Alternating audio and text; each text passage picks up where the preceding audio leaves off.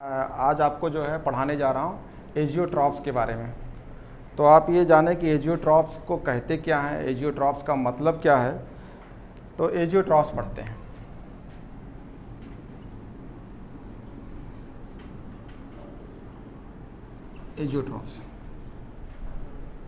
एजियोट्रॉफ्स का मतलब ये है कि हमें जो है बाइनरी लिक्विड लेना पड़ेगा, यानी दो लिक्विड को मिलाना होगा।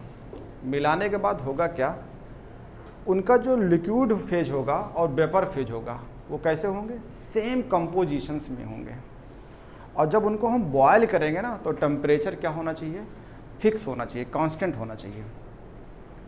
और साथ में जो है अगर इसे आप अलग करना चाहोगे तो इसे अलग नहीं कर सकते, यानी फ्रैक्शनल डिस्टिलेशंस नहीं कर सकते हैं। तो इसका डिफिनेशन लिख लीजिए।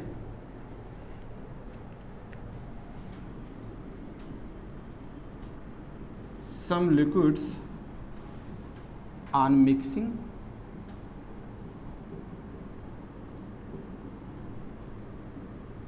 form agiotrophs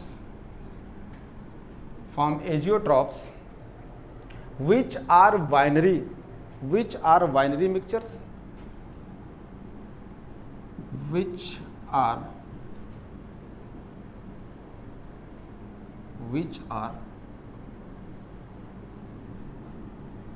mixture having same compositions,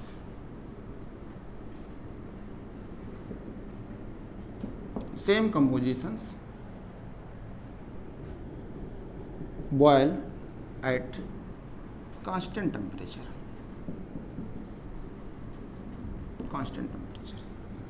इसका मतलब क्या है, दो लिक्विड लीजिए, उनको मिलाइए। मिलाने के बाद क्या होगा, जब मिलाएंगे तो लिक्विड कैसी होनी चाहिए, बाइनरी मिक्सचर होना चाहिए। सेम कंपोजिशन का मतलब क्या है, ये सिंपल तरीके से जानिए। जैसे आपने इथाइल अल्कोहल ले लिया 95%, तो इथाइल अल्कोहल जो उसमें होगा, अल्कोहल और वाटर होगा। तो अल्कोहल और वाटर होंगे जिस अवस्था लिक्विड फॉर्म में, और उनके वेपर होंगे।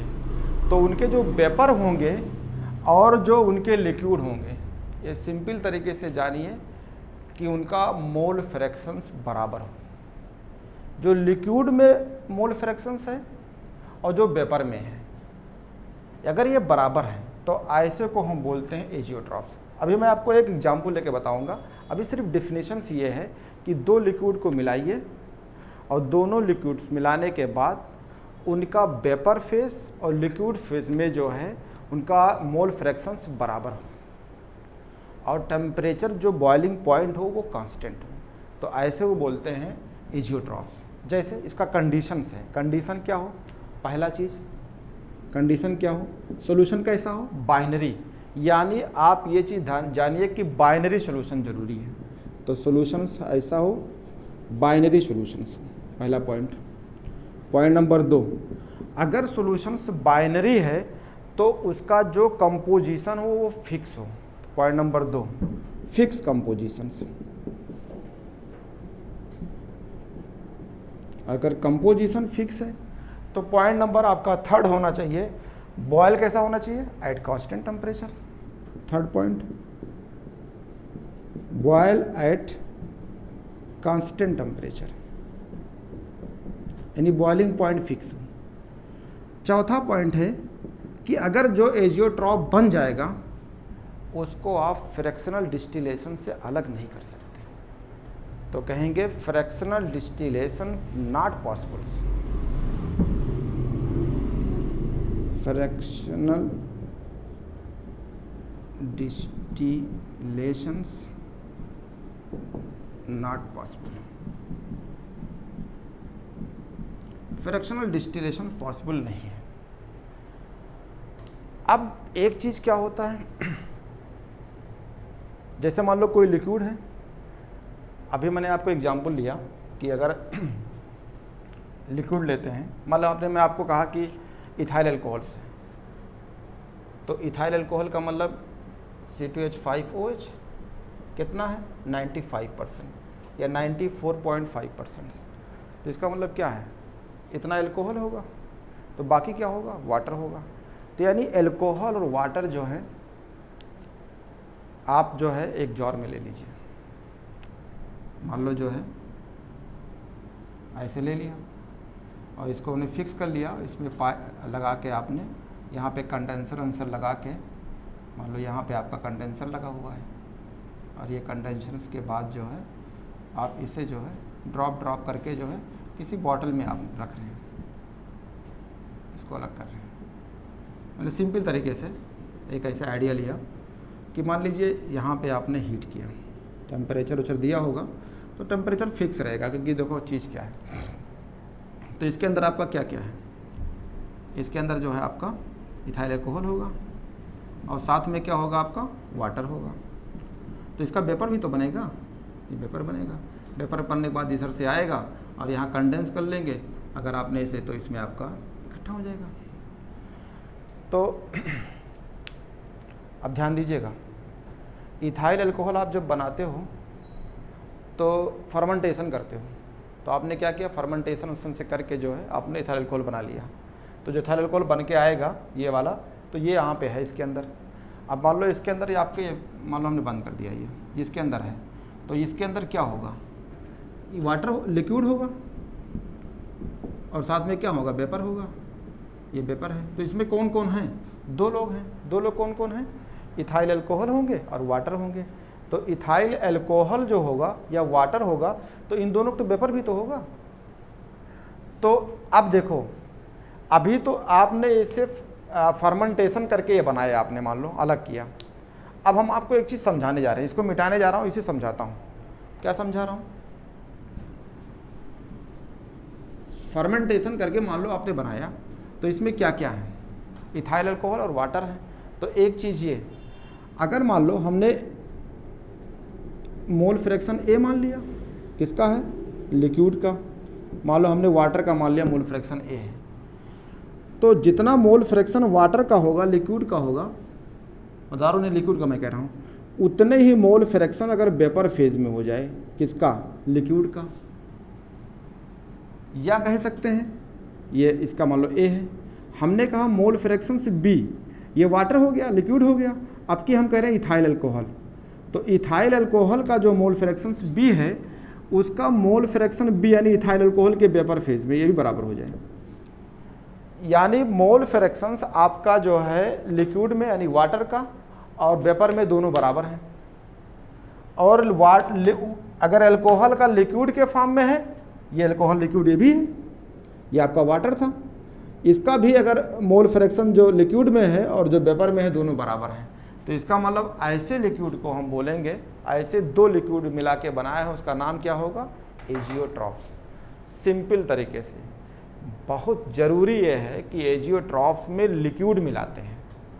तो दो लिक्विड बनाएंगे, तो ऐसा नहीं है कि हम सबको एजियोट्रॉफ बना देंगे। तो हमने क्या लिखा, सम लिक्विड आर मिक्सिंग, कुछ लिक्विड को मिला के हम एजियोट्रॉफ बनाते हैं।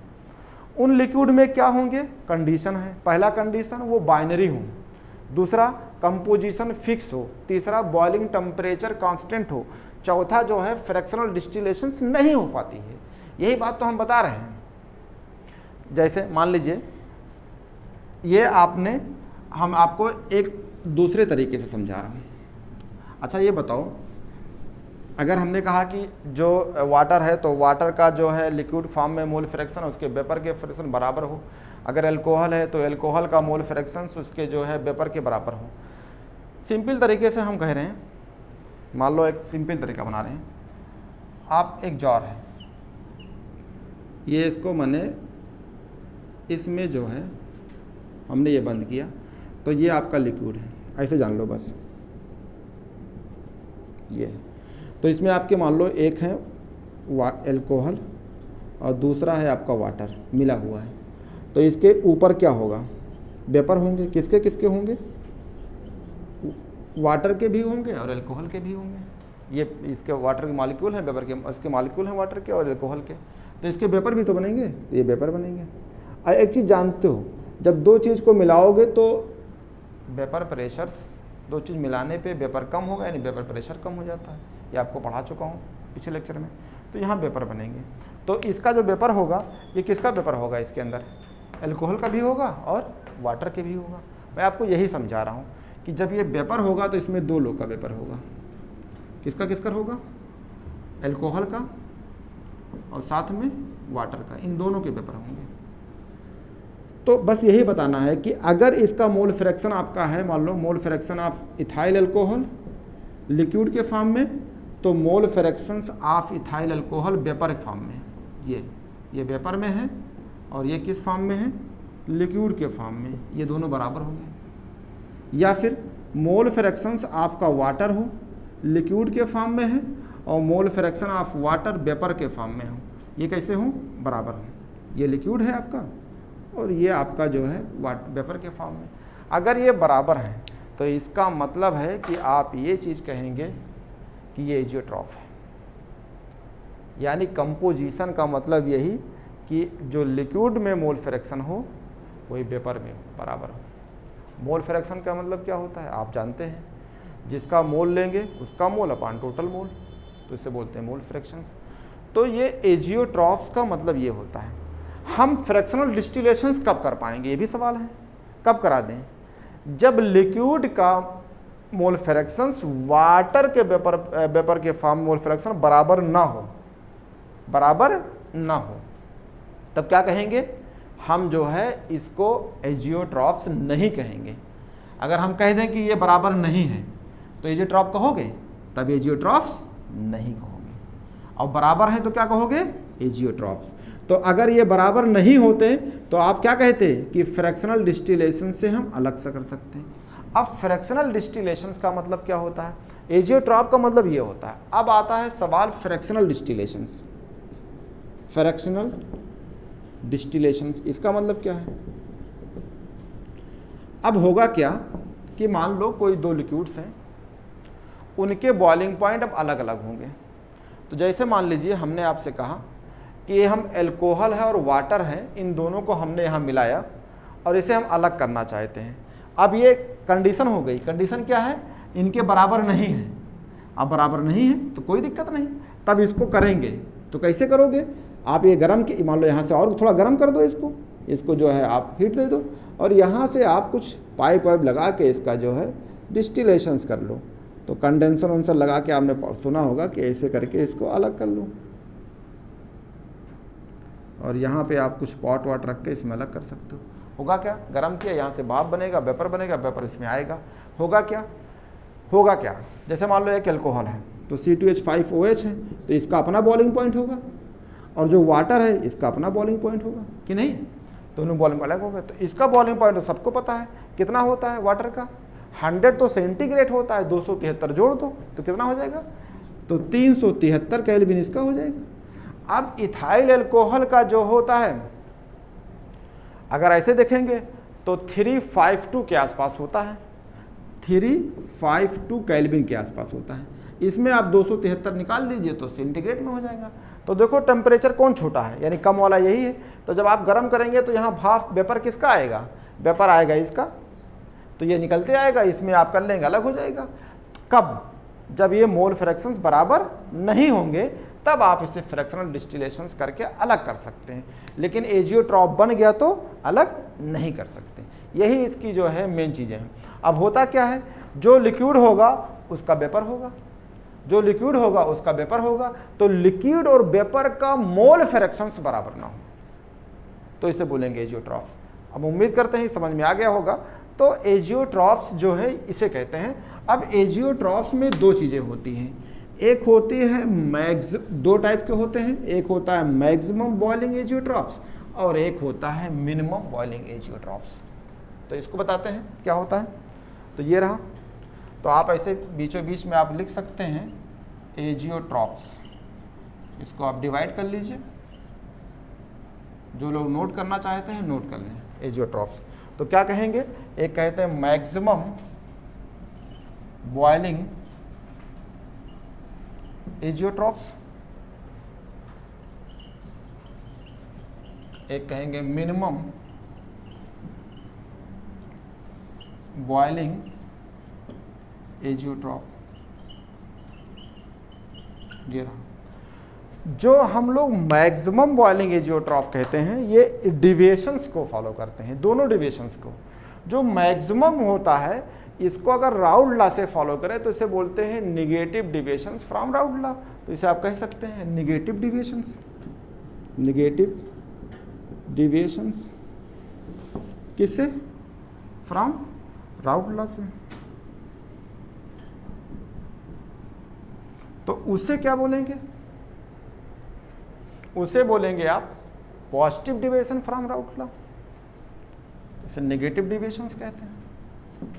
Positive deviations from Raoult law. तो ये चीजें आपको, ये डिविएशंस हो गई। अब जो positive deviations from Raoult law है उसे बोलते हैं मिनिमम बॉइलिंग एजियोट्रॉफ्स, और इस जो नेगेटिव डिविएशन होता है उसे बॉइलिंग मैक्सिमम बॉइलिंग एजियोट्रॉफ्स। अब ये बॉइलिंग मैक्सिमम और मिनिमम वर्ड लेता है कि टेम्परेचर से, यानी कितने टेम्परेचर पे, किस टेम्परेचर पे वेपर बनने लगी। अब वेपर बनने के बाद उसका जो कंपोजिशंस यानी मीन्स मोल फ्रैक्शंस लिक्विड और वेपर में बराबर है, और जिसकी बॉइलिंग पॉइंट ज़्यादा हो जाए उसे ज़्यादा बोलेंगे। तो सिंपल तरीके से कैसे इसको याद करोगे, जैसे अपनी भाषा में कोई चीज़ ज़्यादा क्या बोलते हैं? मैक्सिमम। कोई चीज़ कम से क्या बोलते हैं? मिनिमम। जब कोई चीज़ ज़्यादा हो तो उसे याद करने का तरीका रहेगा कि अगर राउल्ट में बोलेंगे तो कम वर्ड लाइए। कम का मतलब निगेटिव्स, मतलब याद करने का तरीका है निगेटिव्स। और कोई चीज़ मिनिमम है इसका मतलब कम है, इसका मतलब अगर आपको अपने दिमाग में याद करना है तो उसे क्या जोड़ देंगे? मैक्सिमम। तो जहाँ मिनिमम डिविएशन मैक्सिमम, जहाँ मैक्सिमम वहाँ मिनिमम। तो ये चीज़ें आपको एग्जाम में याद रहेगा। अब चीज़ें होती हैं इनके एग्जाम्पल्स, तो एग्जाम्पल लिख सकते हैं। जैसे इनके एग्जाम्पल होते हैं HNO3 प्लस वाटर्स, और इनके एग्जाम्पल्स जो होते हैं वो आपके जो हैं इथाइल एल्कोहल्स। ये कितना? 95%। अगर इथाइल अल्कोहल 95% तो वाटर कितना होगा? 5%। और अगर आप HNO3 NCERT में देखेंगे तो 68% है, तो बाकी वाटर कितना होगा? 32%। ये रहा। तो अगर आप ये इथाइल अल्कोहल लेते हैं 95%, तो आप समझ सकते हैं इनका वेपर्स जो हैं, ये ध्यान दीजिएगा, जो आपके इथाइल अल्कोहल से ये बाई वॉल्यूम है और ये कौन सा है? बाई मास है। ये है बाई मास। बाई मास का मतलब आपको पढ़ाया था W/W, और ये क्या था? बाई वॉल्यूम यानी V/V। ये है। तो इन दोनों को अगर आप अलग करना चाहते हैं, वो मिनिमम बॉइलिंग है, इसका मतलब जो है बॉइलिंग पॉइंट जो होगी उसके मिनिमम होगी। उस कंडीशंस में एजियोट्रॉफ्स बनेंगे जिनके जो है लिक्विड और वेपर फेज क्या होंगे? मोल फ्रैक्शन सेम होंगे, इनके बॉइलिंग पॉइंट ज़्यादा होंगे। तो इसका मतलब जो है इनका जो है लिक्विड और वेपर फेज में जो है इनके मोल फ्रैक्शंस बराबर होंगे। तो आप क्या कहेंगे? Same composition. तो आप लिख सकते हैं वेपर एंड लिक्विड्स, यहाँ पे ये लाइन कह सकते हैं वेपर एंड लिक्विड्स किस फॉर्म में होंगे? Are same composition.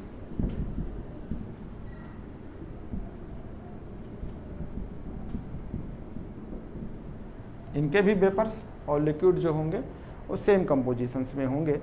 ठीक है। तो इनके जो बॉइलिंग पॉइंट होगा वो 393 केल्विन के आसपास होगा, यानी ये टेम्परेचर होगा। तो टेम्परेचर इनका ज़्यादा है, तो जब 393 केल्विन के टेम्परेचर के आसपास है, इसका मतलब आप समझ सकते हैं कि ये बॉइलिंग मैक्सिमम वर्ड इसलिए लिया गया है। ठीक है। तो इसी वर्ड से इसको कहा गया है। तो मिनिमम और मैक्सिमम बॉइलिंग एजियोट्रॉफ्स, एजियोट्रॉफ आप समझ गए होंगे, मिनिमम बॉइलिंग के एग्जाम्पल से याद कर लीजिए। और आपका ये क्वेश्चन जो है अभी जल्दी ही आया था, जो है यही था सवाल था। तो आप इस क्वेश्चन को 2019 का सवाल था, आप देख सकते हैं। ठीक है। क्वेश्चंस को मैं आपको दिखा सकता हूँ। सवाल क्या था? ये रहा आपका सवाल। ठीक है। तो क्वेश्चंस अक्सर आते हैं, छोटे छोटे सवाल होते हैं, और आपको जो है बहुत ज़्यादा कुछ नहीं पढ़ना होगा। सवाल था mixture that form maximum boiling azeotropes. Question कब का है? 2000 19 के नीट का सवाल है। देखिए मैंने अभी मिटाया नहीं है, आपका जो है क्वेश्चन ये है, आप बता सकते हैं इसको।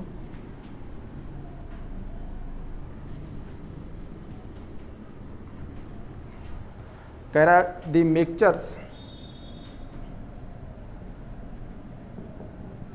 mixture that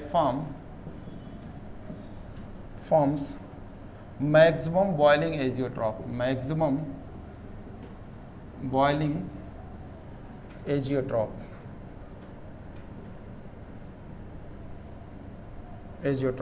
is, ऑप्शन था आपका A heptane plus octane, B option है आपका water plus nitric acid, C option है आपका इथेनॉल प्लस वाटर, आपका डी ऑप्शन है एसीटोन प्लस कार्बन डाइसल्फाइड्स। ये रहा। तो अभी मैंने पढ़ाया, अभी आपको जस्ट पढ़ाया मैक्सिमम बॉइलिंग एजियोट्रॉफ, इसका मतलब क्या बोलेंगे, negative deviations from routes law. और कौन सा एग्जाम्पल है आपका HNO3 नाइट्रिक एसिड और वाटर है, तो ये ऑप्शन आपके हो जाएंगे बी। तो मैं उम्मीद करता हूँ कि आपको एजियोट्रॉफ समझ में आ गया होगा। अब स्टूडेंट्स आपको पढ़ाने जा रहा हूँ मतलब कॉलिगेटिव प्रॉपर्टीज़, कि कॉलिगेटिव प्रॉपर्टीज़ क्या होते हैं, बहुत इंपॉर्टेंट है। आप लोगों ने भी सुना होगा कि कॉलिगेटिव प्रॉपर्टी 4 होते हैं। तो पहले 4 कौन कौन होते हैं ये भी आप जानते हैं, तो पहले ये जान ले कॉलिगेटिव का मतलब क्या होता है। तो अगर आप NCERT किताब में जाएंगे तो आप वहाँ एक लाइन मिलेगा, कहेंगे कॉलिगेटिव को लैटिन वर्ड्स में को अलग कर लो और लाइगर को अलग कर लो। तो को का मतलब होता है सिंपल भाषा में आप जानते हैं साथ साथ, यानी जुड़े रहें, ठीक है। तो को का मतलब होता है टुगेदर, और लाइगर का मतलब होता है बाइंड, यानी साथ साथ बंधे रहें। ये इसके मतलब हुआ कॉलिगेटिव्स, को अलग और लाइगर को अलग करके देखते हैं। लेकिन इससे भी हमें क्लियर नहीं हुआ तो और हम बताते हैं कॉलिगेटिव मतलब क्या है। तो और देखते हैं कॉलिगेटिव का क्या मतलब है। तो अब पढ़ने जा रहा हूं आपको कॉलिगेटिव प्रॉपर्टीज। बहुत ज़्यादा कोई डिटेल पढ़ने की जरूरत नहीं है।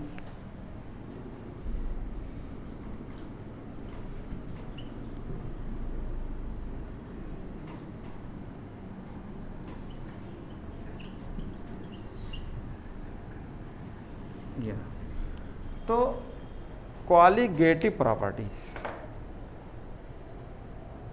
का मतलब होता है गुण, विशेषताएं। गुण क्या है, तो कोई सॉल्यूशंस जब बनाते हो तो उसमें क्या क्या होगा, जब सॉल्यूशन आप बनाएंगे तो उसके अंदर क्या क्या होगा, सोल्यूट और सॉल्वेंट होगा। तो अगर आप सोल्यूट और सॉल्वेंट करते हैं तो कोई सॉल्यूशन जब सोल्यूट सॉल्वेंट मिलाते हैं तो सॉल्यूशंस बनता है, और जब वो सॉल्यूशंस बन जाता है तो उस सॉल्यूशंस की प्रॉपर्टी क्या है। तो उस सॉल्यूशन की प्रॉपर्टी का मतलब ये है कि आपने जो सोल्यूट मिलाया है वो उसके नंबर, तो एक वर्ड पढ़ोगे नंबर ऑफ सोल्यूट पार्टिकल्स। तो जो नंबर होता है उसका मतलब वो किस किस चीज में पढ़ सकते हैं, तो वो आइटम भी हो सकता है, वो आयंस के फॉर्म में हो सकता है, वो मॉलिक्यूल के फॉर्म में हो सकता है, वो मोल के फॉर्म में हो सकता है, ठीक है। तो इन सब चीज़ों को, तो जो सोल्यूट सॉल्वेंट के अंदर पड़ा है, और सॉल्वेंट की प्रॉपर्टी डिपेंड करती है सोल्यूट के नंबर पे, इस पे डिपेंड नहीं करती है कि जो सोल्यूट है उसका नेचर क्या है। जैसे नेचर का मतलब क्या, आपने पानी में यूरिया मिला दिया और पानी में आपने शुगर मिला दिया, या पानी में आपने नमक मिला दिया, तो इससे मतलब नहीं है कि नमक जो है या ग्लूकोज है, नमक है या यूरिया है, उससे नेचर से हमसे मतलब नहीं है, हमसे मतलब है नंबर ऑफ पार्टिकल से। तो कॉलिगेटिव प्रॉपर्टी में लिख सकते हैं the property of solutions which depends the properties of solutions which depends on number of solute particles, depend on number of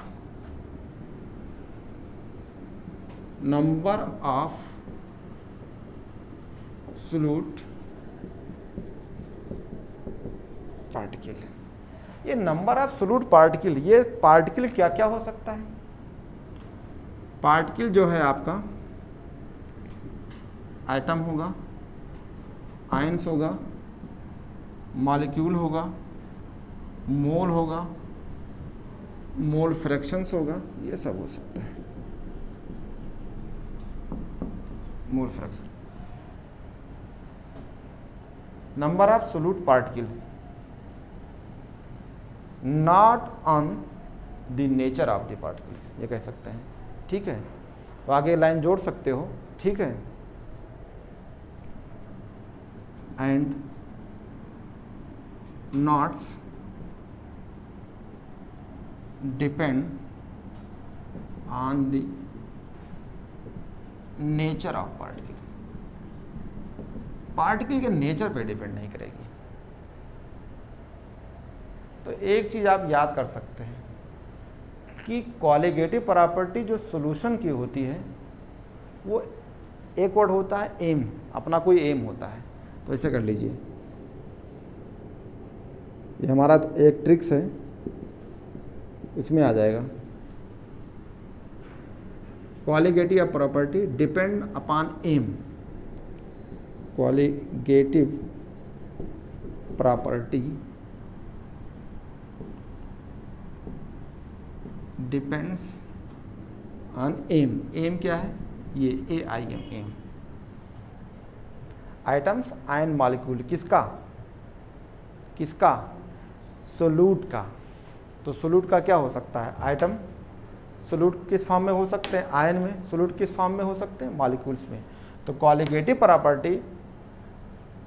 property depends on, colligative property किसकी? तो आप कह सकते हैं सॉल्यूशंस की। डिपेंड ऑन एम, एम किसकी होगी? Solute की। तो ए का मतलब क्या हो गया? ए का मतलब हो गया आइटम, आई का मतलब क्या हो गया? आयंस के फॉर्म में, और एम का मतलब क्या हो गया? मॉलिक्यूल्स के फॉर्म में। यानी एक चीज़ क्लियर हो गया कि आपका जो है एम क्या है। सबके अपने अपने एम होते हैं, तो इसका एम का मतलब यहाँ पे ये है कि कॉलिगेटिव प्रॉपर्टी जो सॉल्यूशंस की होगी, यानी सॉल्यूशंस की जो गुण होगी वो डिपेंड करती है सोल्यूट के नंबर पे, सोल्यूट आयंस के फॉर्म में है, मॉलिक्यूल फॉर्म में, उस पर डिपेंड करती है। ये नहीं पता कि हम ग्लूकोज लिए हैं, नमक लिए हैं, यूरिया लिए हैं, इसके नेचर से हमसे मतलब नहीं है। तो कॉलिगेटिव प्रॉपर्टी 4 होती है। कौन कौन होते हैं ये आपको लिख देते हैं, फिर एक एक करके डिस्कस करते हैं।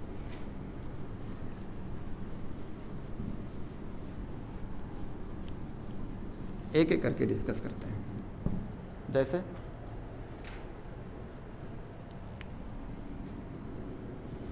Colligative properties are 4 types. 4 types में कौन कौन? पहले relative lowering of vapour pressures, relative of vapour pressures, किसका? सॉल्यूशंस का। 2, अभी आपको डिस्कस करेंगे कि रिलेटिव का मतलब क्या होता है।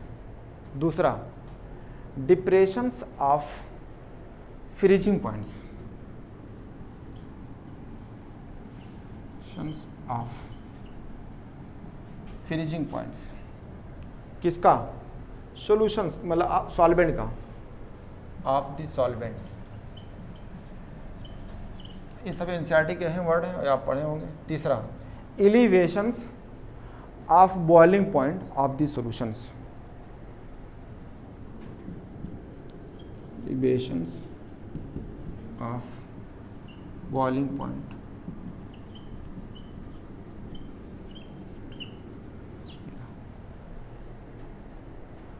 Osmotic pressures of the solutions,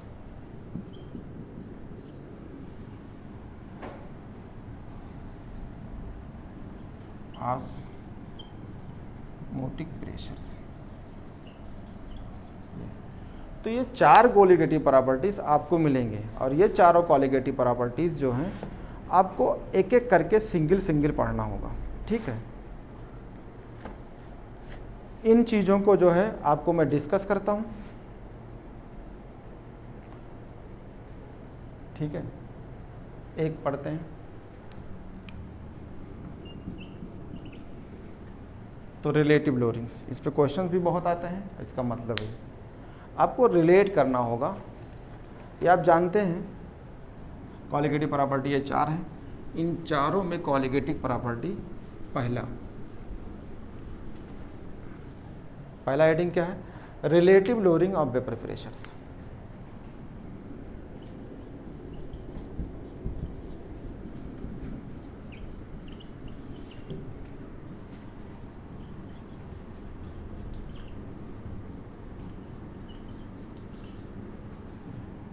simple तरीके से आप जानते हैं। देखो, जैसे मान लो कोई एक वर्ड होता है प्योर, तो मान लीजिए हमने एक डायग्राम बनाया छोटा सा, ये जार बनाया आपका ये, और इसको ढक दिया और इसमें लिक्विड है। लिक्विड क्या है?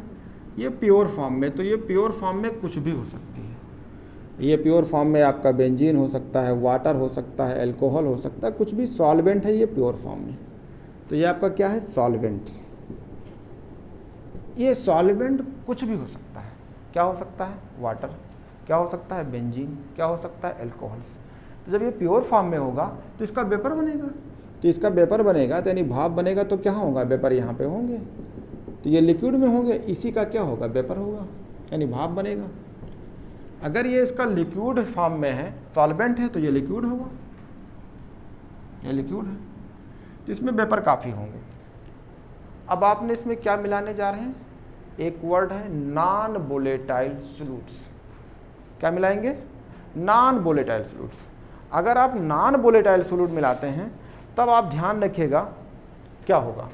जैसे मान लीजिए, अक्सर आपने देखा होगा,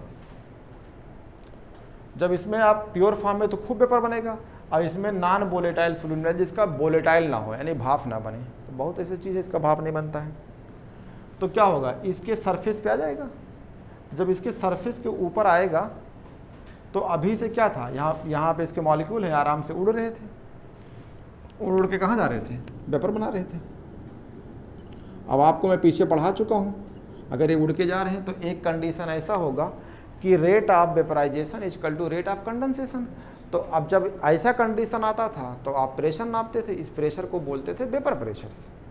अब क्या हुआ? हमने इसमें क्या मिला दिया? तो जब ये प्योर फॉर्म में होगा तो प्योर फॉर्म में अपना क्या होगा? इसका मोल इसमें मिले होंगे। मान लो ए है, या हम फर्स्ट मान लेते हैं, इनसाइड की तरह पढ़ाओगे तो इसको एक मान लेते हैं, कंपोनेंट फर्स्ट।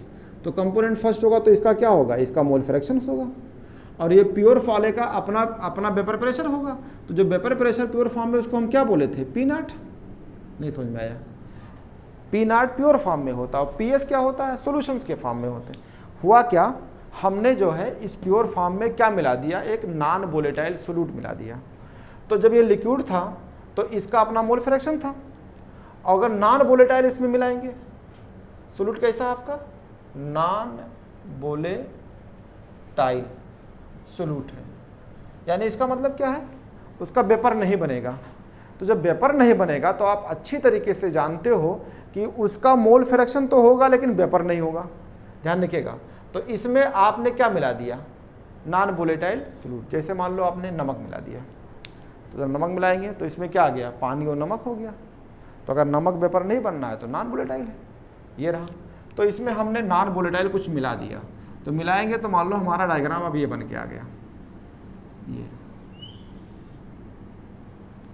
इसमें आपने नॉन वोलेटाइल मिलाया, तो जब मिलाएंगे तो अब इसके सरफेस पे जो वेपर बन रहा था का वेपर वही रहेगा, कम हो जाएगा, कम हो जाएगा, क्योंकि जब यहाँ से लिक्विड जो वेपर के फॉर्म में था प्योर फॉर्म में, उसका क्या होगा, इसका वेपर बनना क्या हो जाएगा, कम हो जाएगा। कैसे कम, जब इसके ऊपर गिरेगा तो इसका एरिया कवर कर लेगा, सरफेस एरिया कुछ ना कुछ कवर कर लेगा, तो जो वेपर बन रहे थे वो कम उड़ के जाएंगे।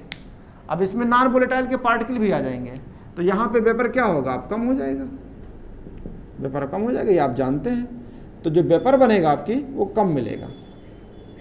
अब किसका रहेगा ये वेपर, सॉल्यूशंस बन जाएगा, क्योंकि इसमें क्या अंदर डाल दिया आपने, इसके अंदर नॉन वोलेटाइल आपने सोल्यूट डाल दिया, लेकिन वेपर नहीं बनना है, किसका, सोल्यूट का नहीं बनना है। तो इसके अंदर कौन कौन हो जाएंगे, मोल फ्रैक्शन पहले वाले का रहेगा प्योर फॉर्म में, और इसके अंदर मोल फ्रैक्शन किसका, अरे कुछ जब मिलाओगे आप सोल्यूट को तो मोल में लोग, मोलरिटी में किसी भी नाप को तो डालोगे उसके अंदर, तो कुछ ना कुछ तो रहेगा ना, यानी इसका मतलब उसका अपना मोल रहेगा, यानी मोल फ्रैक्शन इसका होगा, और इसका अपना मोल होगा जो डालेंगे इसको, तो इसका मोल फ्रैक्शन होगा। लेकिन अब देखो एक चीज़ आप जानते हैं अच्छी तरीके से, क्या जानते हैं कि यहाँ वेपर कम हो गया, तो आपने एक चीज़ पढ़ा था, क्या पढ़ा था, डाल्टन्स लॉ, क्या पढ़ा था कि पढ़ा था टोटल प्रेशर। तो टोटल प्रेशर किसका हो जाएगा, सॉल्यूशन का, पीएस कहेंगे, या तो यहाँ पे ऊपर कहिए नीचे कहिए, बराबर क्या होगा, P1 प्लस P2, नहीं याद आ रहा है, पढ़ा चुका हूँ, P1 प्लस P2। जब इसको सॉल्व करते तो क्या था, मोल फ्रैक्शन ऑफ फर्स्ट का इसका प्योर फॉर्म में, याद आ रहा होगा, ये मोल फ्रैक्शन ऑफ सेकंड का इसका प्योर फॉर्म में, तो प्योर फॉर्म में तो जीरो है, कहाँ बनना है प्योर फॉर्म में, मतलब ये नॉन वोलेटाइल है ना, तो जो नॉन वोलेटाइल इसका वेपर प्रेशर होगा क्या, नहीं, तो इसका कहेंगे जो आपका P2 नॉट होगा वो क्या होगा, जीरो होगा। तो ये पार्ट तो चला गया, तो क्या बचा आपके पास, कहेंगे ये x1 P1 नॉट, और ये क्या हो जाएगा PS के, यही तो हुआ। अब आप एक चीज़ और जानते हैं, x1 प्लस x2 बराबर कितना होता है, 1, तो जहाँ आपका x1 है वहाँ क्या कर दें, वहाँ पे जो है आपको हटा दीजिए, तो x2 बराबर क्या होगा, 1 माइनस x1। नहीं समझ में आया, ये क्लियर हुआ कि नहीं हुआ, क्योंकि वो वेपर कहाँ बनना है, नॉन वोलेटाइल है, क्या बोल रहे हो, नॉन वोलेटाइल सॉल्यूट, यानी भाप नहीं बनेगी, वेपर नहीं बनेगी, तो जीरो हो गया, इसका भाप ही नहीं बनना है।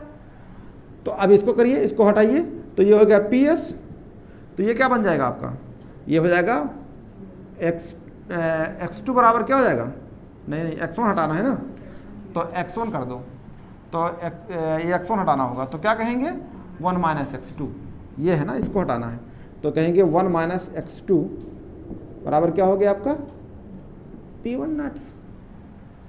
क्लियर है, आगे चलते हैं। अब क्या होगा,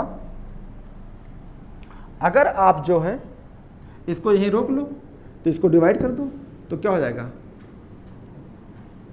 तो आपका ये जगह PS, ठीक है, upon P1 not equal to क्या हो जाएगा 1 माइनस x2, यही तो होगा।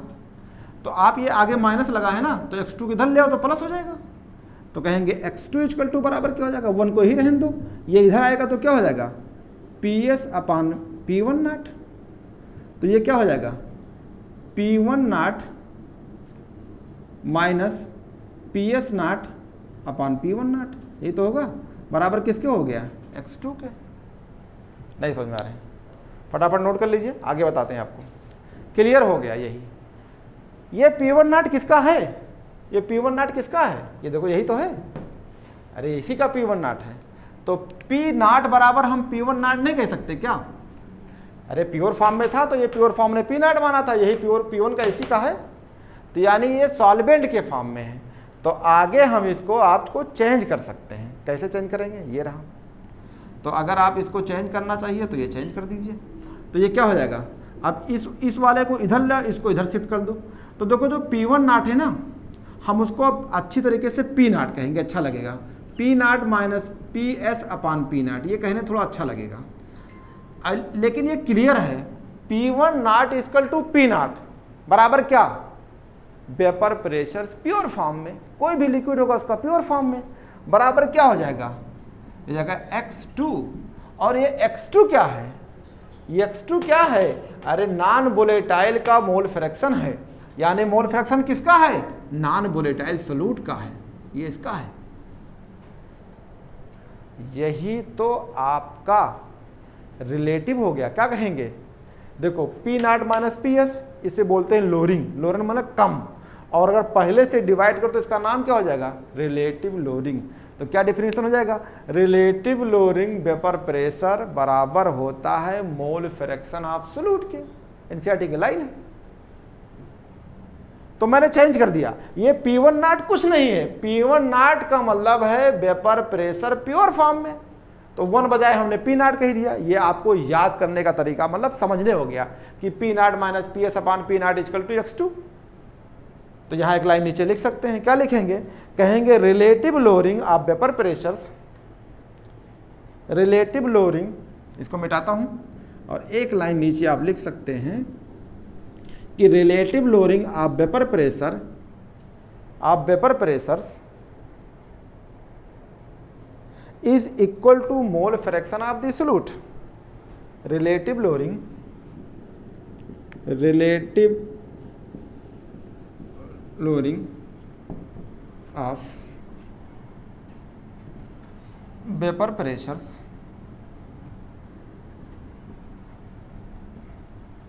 is equal to mole fractions of solute. अच्छा ये बताओ, रिलेटिव लोरिंग वेपर प्रेशर जो है किसका है, किसका होगा, क्योंकि अब आप रिलेट, ये सॉल्यूशंस का पार्ट का हो गया ना, P not minus P S by not, तो ये सॉल्यूशन का हो गया, वो कौन सा पार्ट हो गया, सोल्यूट का हो गया।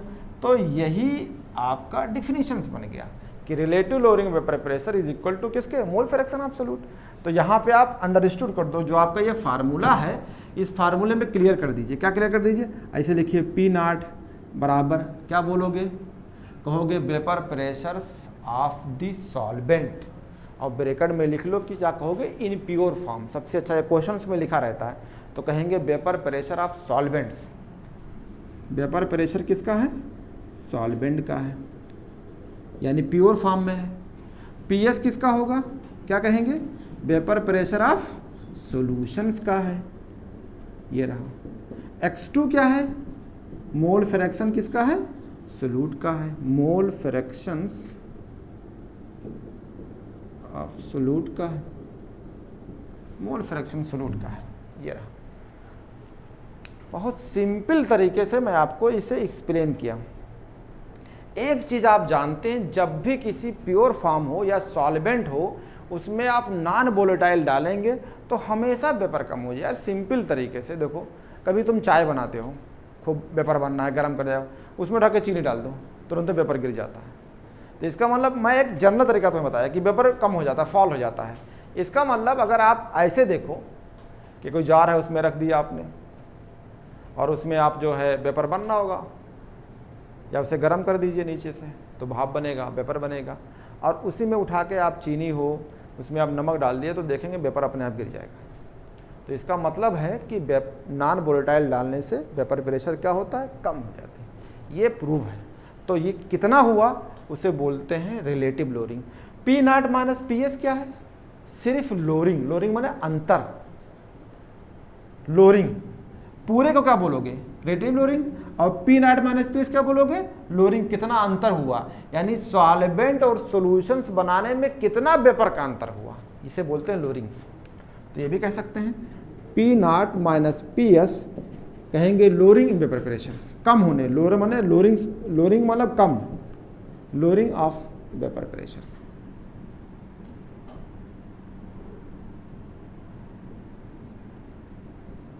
ये कह सकते हैं P not minus P S. तो इसको और थोड़ा मॉडिफाइड करते हैं, इस फार्मूले को, और फिर इस पे क्वेश्चंस कराते हैं। एनसीईआरटी के काफ़ी सवाल हैं, इंटेक्स में है, एक्सरसाइज में है, इस क्वेश्चंस को हम आपको बताते हैं कैसे लगाना है। तो ये रहा आपका, ठीक है। तो अब इसको मॉडिफाइड करते हैं। तो देखो P not minus P S upon P not, ये रहा, इक्वल टू, ये मोल फ्रैक्शन है, किसका है, सोल्यूट। तो क्या कहेंगे, सोल्यूट का मोल अपान टोटल मोल्स, ये तो कहेंगे, ये रहा। तो अगर आप कहते हैं ये अगर सोल्यूट है, ये रहा N1 अपान N1 प्लस N2, ये कह सकते हैं। उसका मोल अपान टोटल मोल। तो आपने क्या कह दिया, N1 अपान N2। समझ में आ रहा होगा।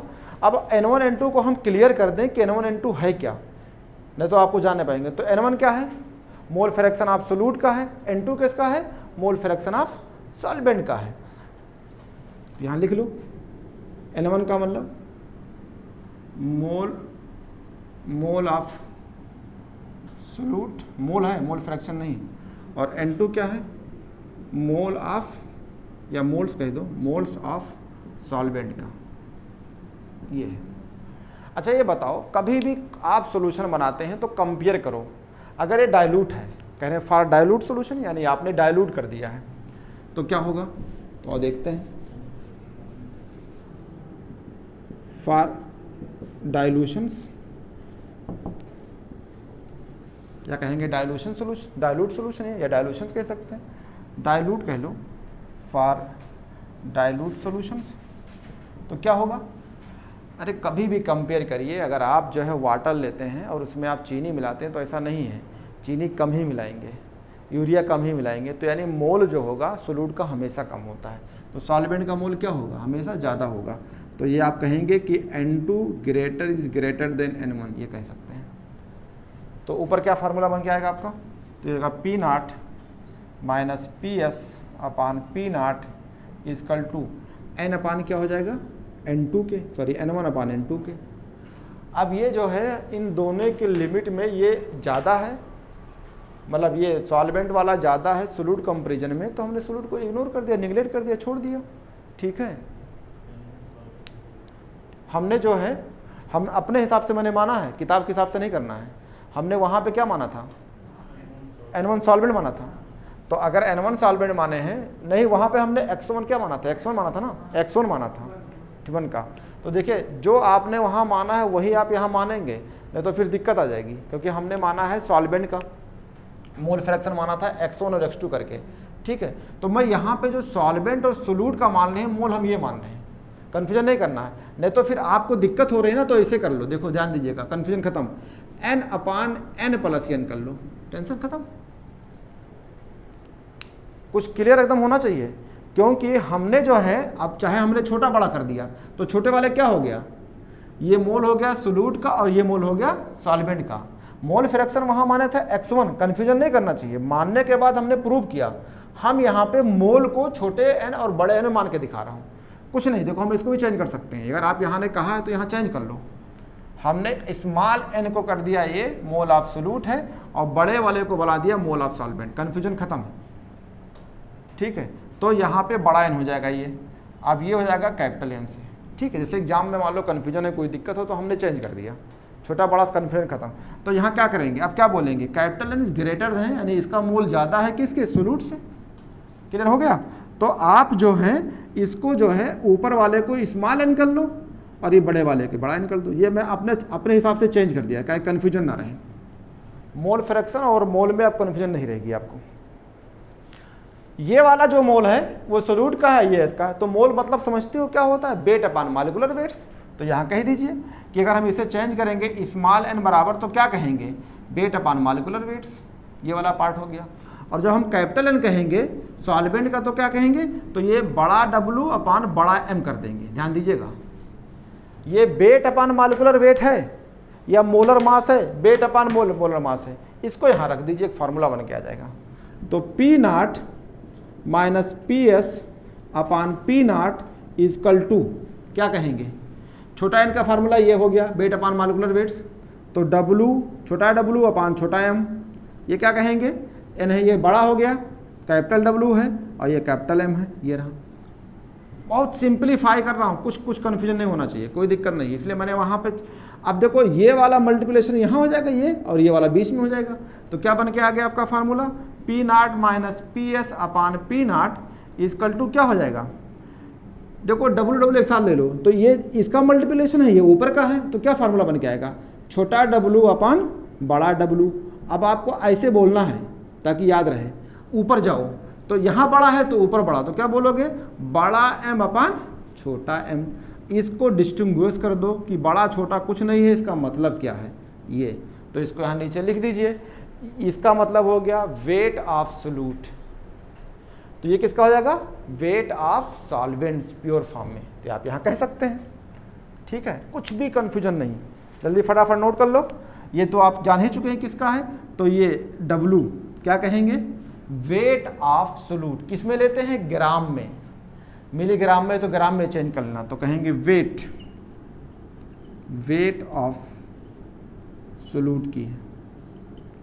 ठीक है, ये किसका होगा, ये वाला बड़ा वाला किसका होगा, वेट ऑफ सॉल्वेंट का, वेट ऑफ सॉल्वेंट का। कोई कंफ्यूजन कुछ नहीं होना चाहिए, एकदम अभी क्लियर हो जाएगा। ये हो गया। ठीक है, इसको मैं मिटा देता हूँ। नीचे जो है आपको जो है ये फार्मूला आ गया, आपको इस फार्मूले क्वेश्चन कराता हूँ, तो ये आपके जो है ऊपर वाले मिटा देता हूँ। इस जो फार्मूले को मैं ऊपर लिखता हूँ ताकि आपको क्लियर रहे, ये वाला, इस फार्मूले को ऊपर लिखता हूँ, P0 minus PS upon P0, ये आपका ये लिखा है। हमने ऐसे याद किया है ताकि आपको भी एग्जाम में कोई दिक्कत ना हो, नीट में अक्सर सवाल आता है इससे। इस फार्मूले को आपको भी यूज करेंगे, इस पे क्वेश्चन है, एनसीईआरटी में भी एक्सरसाइज में है। नीचे मिटा देता हूँ इसको, तो ये रहा, वेट ऑफ सोल्यूट, ये हो गया वेट ऑफ सॉल्वेंट, ये छोटा वाला मोलर मास कहते हैं या मॉलिक्यूलर वेट कहते हैं, जो आप समझ चाहो, मोलर मास भी कहते हैं, मोलर मास या मॉलिक्यूलर वेट।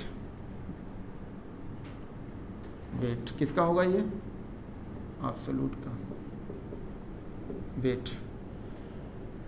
कैपिटल वाला मोलर मास कहिए या मॉलिक्यूलर वेट कहिए, मोलर मास या मॉलिक्यूलर वेट किसका, ऑफ सॉल्वेंट का। ये क्लियर हो गया। इस पे क्वेश्चन देते हैं। एनसीईआरटी पे आइए। एनसीईआरटी जो है एक्सरसाइज है, एनटीएससी में इंटेक्स के सवाल हैं और एनसीईआरटी में जो है आपके एग्जाम्पल्स हैं। तो मैं पहले आपको एनसीईआरटी का एग्जाम्पल कराता हूँ, फिर इंटेक्स का क्वेश्चन कराता हूँ। ये रहा, तो इस पर क्वेश्चन, चलो फटाफट क्वेश्चन लिखो। आप अगर आप किताब लिए हैं तो किताब एनसीईआरटी में देख लीजिए, या आपको क्वेश्चन दिए हुए हैं। तो ये रहा सवाल, कह रहा दी वेपर प्रेशर्स में क्वेश्चन ऊपर लिख देता हूँ ताकि आपको कन्फ्यूजन ना हो। ये रहा, एनसीईआरटी का है, एग्जाम्पल है। एग्जाम्पल कौन सा है, 2.6 का है। तो मैं इस पर क्वेश्चन कराता हूँ। एनसीईआरटी का जो है क्वेश्चन है,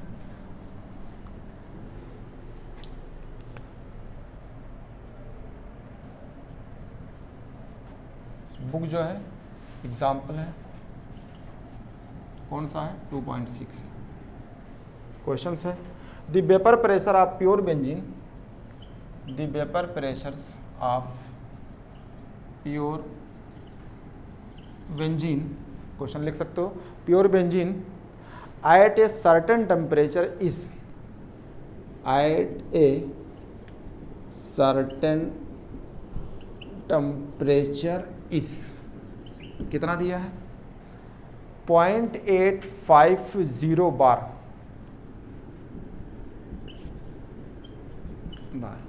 ये आपका बेंजीन है, यानी प्योर फॉर्म में है। आगे नोट करो, a non volatile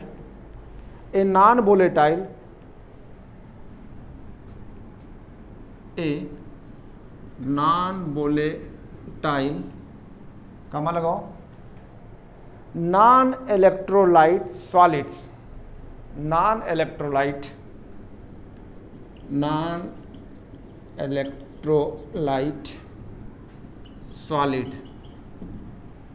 solid wait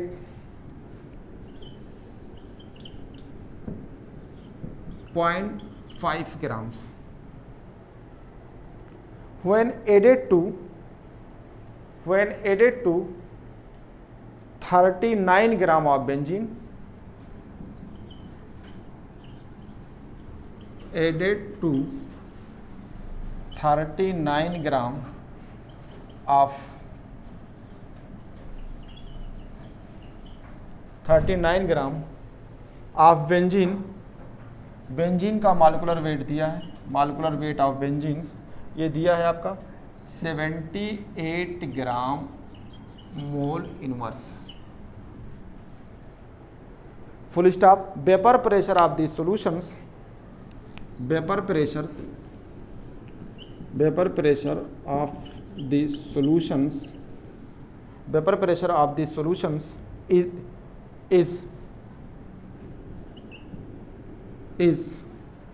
note कर लो 0.845 बार. Vapor pressure of the solution is 0.845 bar. What is the molar mass of the solids? What is the molar mass of the solid substance?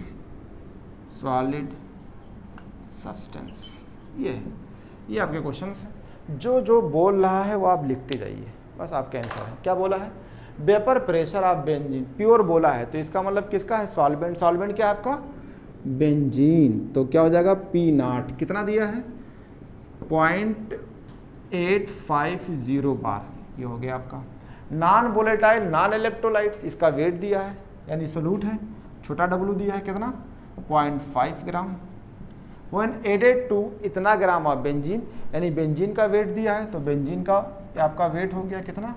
39 ग्राम. ये हो गया. इस benzene का जो benzene है उसका molecular weight दिया है, यानी आपका मॉलिक्यूलर वेट दिया है कितना दिया है? 78 ग्राम पर मोल दिया है, पर मोल दिया है. ठीक है. उसके नीचे क्या बोल रहा है? वेपर प्रेशर ऑफ सॉल्यूशन, यानी सॉल्यूशन का दिया है. क्या दिया है? PS दिया है. कितना दिया है? 0.845 बार ये दिया है. क्या पूछा है? तो अब एक ही चीज बचा, स्मॉल m, और स्मॉल m को क्या बोलते हैं? Molecular weight. तो ये स्मॉल m आपको निकालना है. तो सिंपल तरीका है, फार्मूला रख दीजिए. तो क्या हो जाएगा?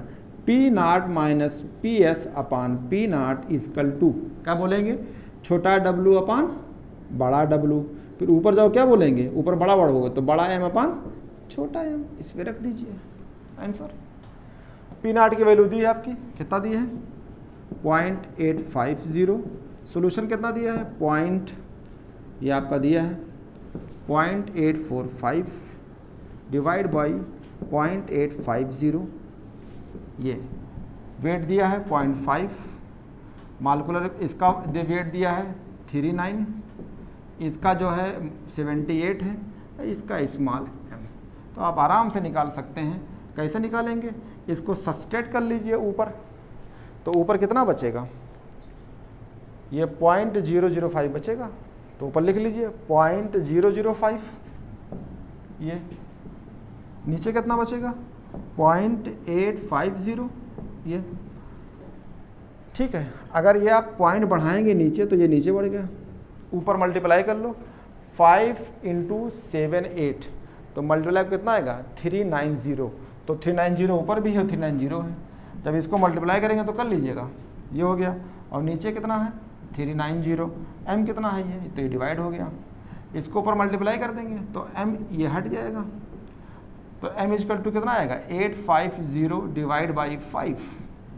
डिवाइड कर लीजिए, 5 से आप डिवाइड कर लेंगे तो कोई कितना आएगा? 170. तो m इजकल टू डिवाइड करेंगे तो यहाँ आएगा 170. क्या हो जाएगा? ग्राम मोल इनवर्स. ठीक है. सिंपल तरीका से क्वेश्चन. अगला सवाल है इंटेक्स का, नोट कर लीजिए. बहुत सिंपल है. सॉल्यूशंस के जो है क्वेश्चंस हर बार, जैसे 19 में 2 सवाल आया, आपके 20 में क्वेश्चंस आए, तो बहुत सिंपल से क्वेश्चंस आते हैं. एनसीईआरटी पढ़िए बस, और आराम से जो है क्वेश्चन आपके निकल जाएंगे. अगला क्वेश्चन से बोलते हैं.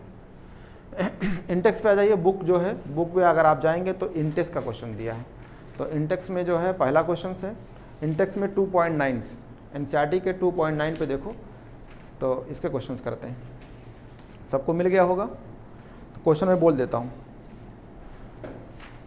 मिटा देता हूँ इसको. उम्मीद करते हैं आपने लिख लिया होगा.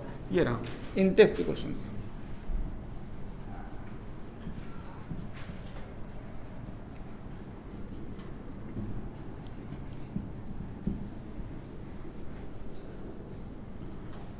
अगला क्वेश्चन एनसीईआरटी का ही है, लेकिन आपकी क्या है, इन टेक्स्ट का है क्वेश्चन है। क्वेश्चन नंबर कितना है, 2.9 से ये है। ठीक है, बुक में जाएंगे तो आपको मिलेगा एनसीईआरटी में इन टेक्स्ट है, सॉल्यूशंस के, उस पर क्वेश्चन है। क्वेश्चन क्या है, vapour pressure of pure water, लिख लो क्वेश्चन से, vapour pressures of pure water, आपकी यहाँ वाटर प्योर फॉर्म में है, pure water at 298 kelvin, at 298 kelvin is 23.8 mmHg, 23.8 mmHg मिली, ये वहाँ बार में था, यहाँ mmHg में है। Full stop. 50 gram of urea, 50 gram of urea, urea is dissolved in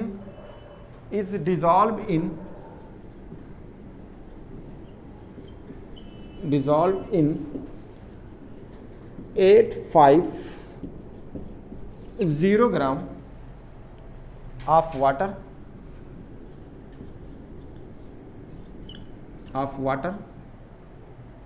full stop. Calculate the vapor pressure of the water, calculate the vapor pressures of water for these solutions,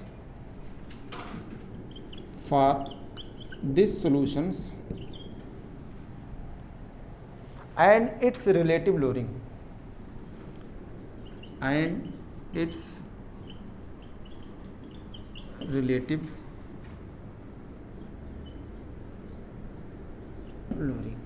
ये simple सा question से, जितना जो questions बोला है आप उसे note करते रहिए।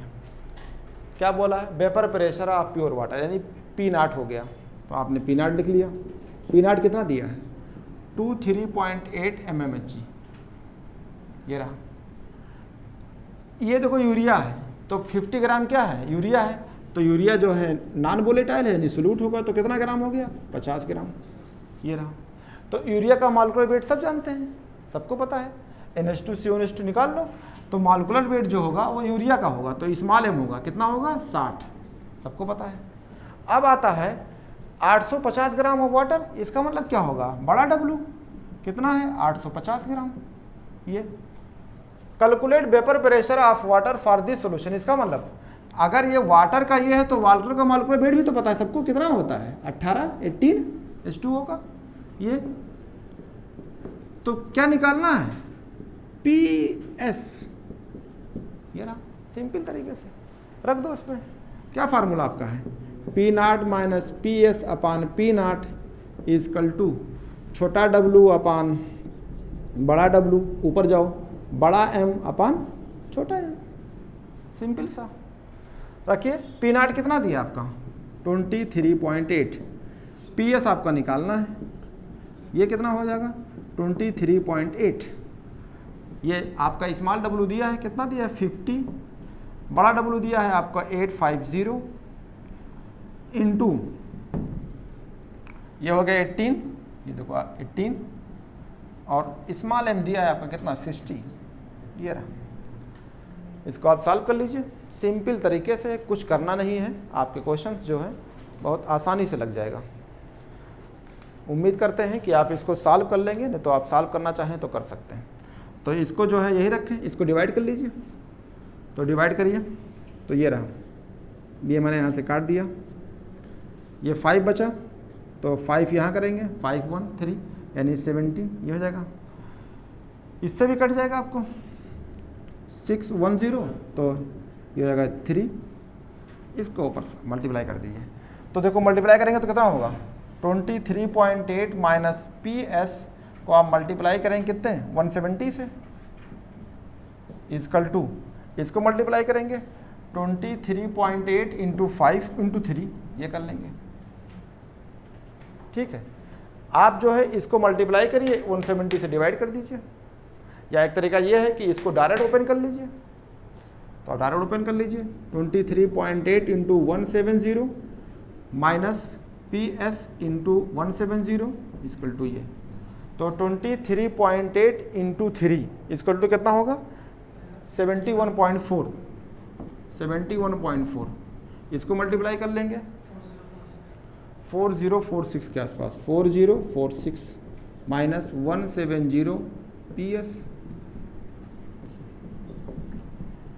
करना क्या होगा, इसको इधर लो, इसको सब्सट्रेट कर लीजिए, 4046 minus 71.4 equal to 170 P S, ये रहा। अब इसको आप सब्सट्रेट कर लेंगे तो 3974.6 इक्वल टू 170 पी एस, तो आप डिवाइड करेंगे पी एस इक्वल टू 39746.6 पान ये 23.3 आ जाएगा। तो नियर अबाउट आप जब 23 पॉइंट समझ आए कितने में आएगा mmHg के आसपास ये आ जाएगा। ठीक है, तो सिर्फ बच्चों ऐसे आपको पढ़ना है, P naught minus P S upon P naught, छोटा डब्लू अपान बड़ा डब्लू, ऊपर जाइए तो बड़ा एम अपान छोटा एम।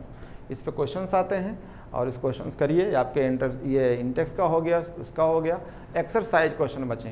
तो आपको नेक्स्ट लेक्चर्स में आपको मिलेगा रिलेटिव लोअरिंग वेपर प्रेशर्स के आगे जो है एलिवेशंस, आप बॉइलिंग पॉइंट्स, ये आपको पढ़ाया जाएगा, ऑस्मोटिक प्रेशर पढ़ाएंगे, डिप्रेशन फ्रीजिंग पॉइंट पढ़ाएंगे। ठीक है, आज तक बस यही।